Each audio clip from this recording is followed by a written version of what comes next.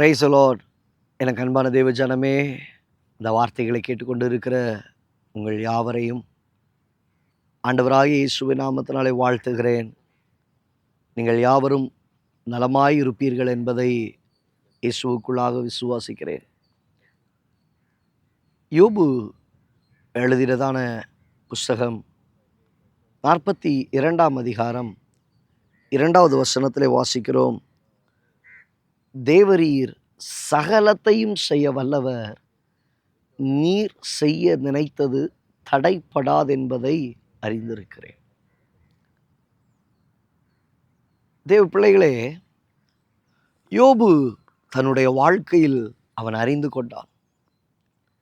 தேவரீர் சகலத்தையும் செய்ய வல்லவர். சகலமும் என்று சொல்லும் பொழுது ஒருவரை மேன்மைப்படுத்தவும் ஒருவரை தாழ்த்தவும் அவரால் கூடும். நன்மையை கொடுக்கவும் நன்மையை எடுக்கவும் அவரால் கூடும்.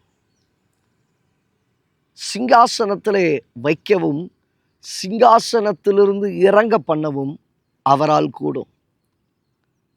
நன்மையை கொடுக்கவும் நன்மையை பிடுங்கவும் அவரால் கூடும். யோபனுடைய வாழ்க்கையில சகல நன்மையும் அனுபவித்தவன், சகல சுதந்திரத்தையும் அனுபவித்தவன்.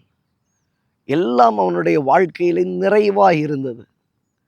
ஆனால் ஒரு குறிப்பிட்ட காலத்திலே எல்லாவற்றையும் அவன் இழந்து போனான். எல்லாவற்றையும் அவன் இழந்தான். தன்னுடைய சுகம் முதலாய் அவன் இழந்து போனதை பார்க்கிறோம். அவன் சொல்லுகிறான், என் தோல் முதலாய் அழுகி அது நாற்றம் எடுத்தது, என் எலும்புகள் உருகுலைந்து போயிற்று. இதுக்கு மேலே என்னங்க இருக்கு? ஒன்றுமே இல்லை. அவ்வளோதான், முடிந்துட்டு என்று சொல்லி முற்று புள்ளி வைக்க வேண்டிய இடத்துல இங்கே தான் அவன் சொல்லுகிறான், என் தேவனாகிய கர்த்தரோ அவர் சகலத்தையும் செய்ய வல்லவர்.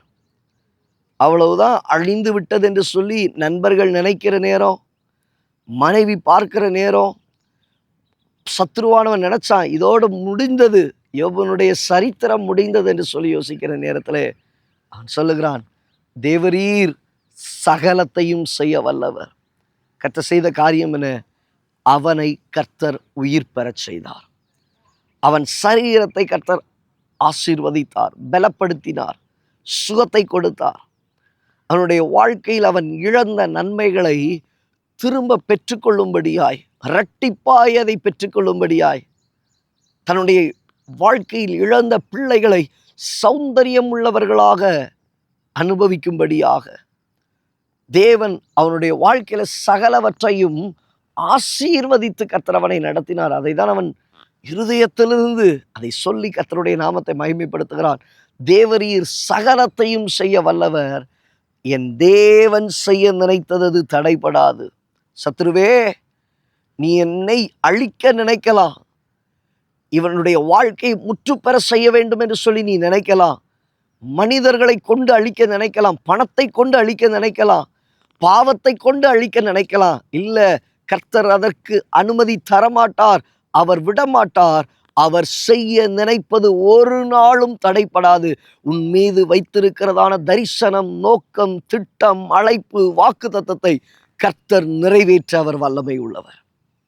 கர்த்தர் நிறைவேற்ற வல்லமை உள்ளவர். ஆம் தேவ பிள்ளையே, இன்னைக்கு கர்த்தர் உங்க வாழ்க்கையில வைத்திருக்கிற தரிசனம், கர்த்தர் இன்றைக்கு உங்க வாழ்க்கையில கொடுத்திருக்கிற அழைப்பு, கர்த்தர் இன்றைக்கு உங்க வாழ்க்கையில கொடுத்திருக்கிறதான வாக்கு தத்தங்கள், அது ஒரு நாளும் சும்மாய் வீணாய் போய்விடாது.